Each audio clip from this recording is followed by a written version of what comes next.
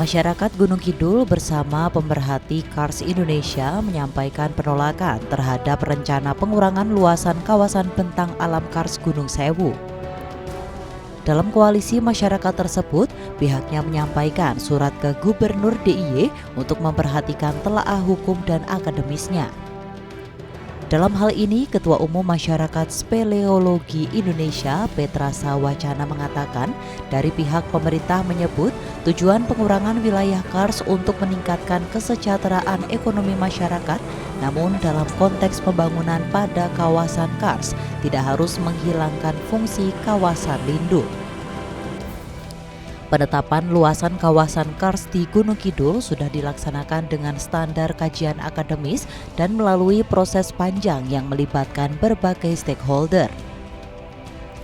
Hasilnya, kawasan Kars di Gunung Kidul memenuhi kriteria sesuai dengan Peraturan Menteri ESDM Nomor 17 Tahun 2018 tentang penetapan kawasan bentang alam Kars.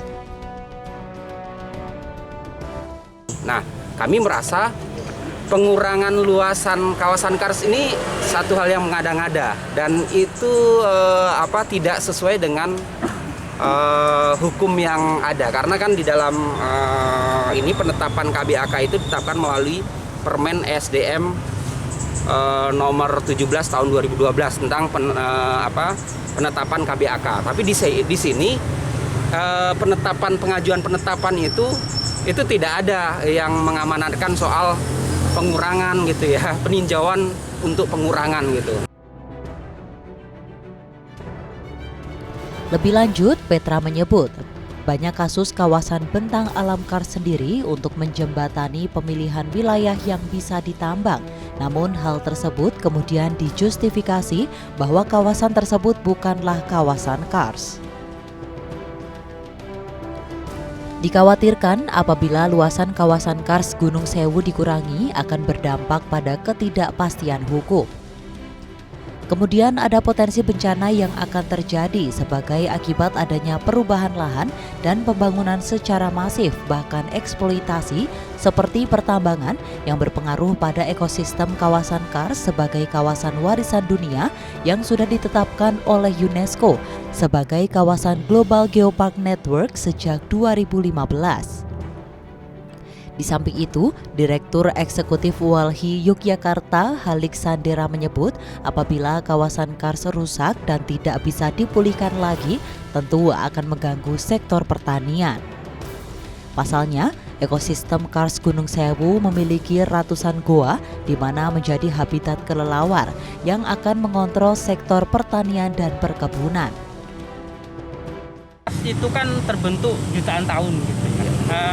Secara ekosistem dia kalau rusak tidak terpulihkan. Katanya kalau sudah rusak dieksploitasi, bentang alamnya berubah, itu tidak akan bisa kembali lagi terbentuk gitu.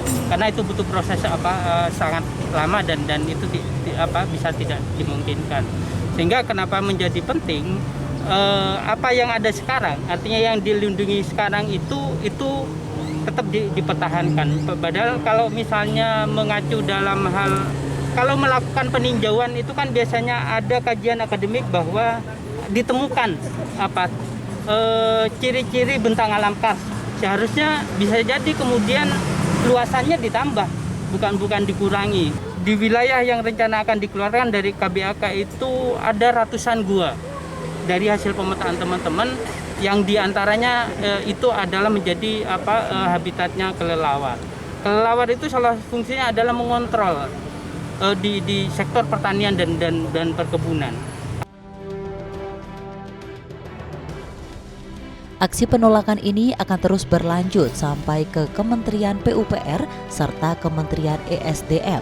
Sebab eksploitasi pengurangan lahan Kars ini bisa mengancam habitat flora maupun fauna yang tentunya potensi keanekaragaman hayati akan hilang. Dari Yogyakarta, Olivia Rianjani, Adi TV.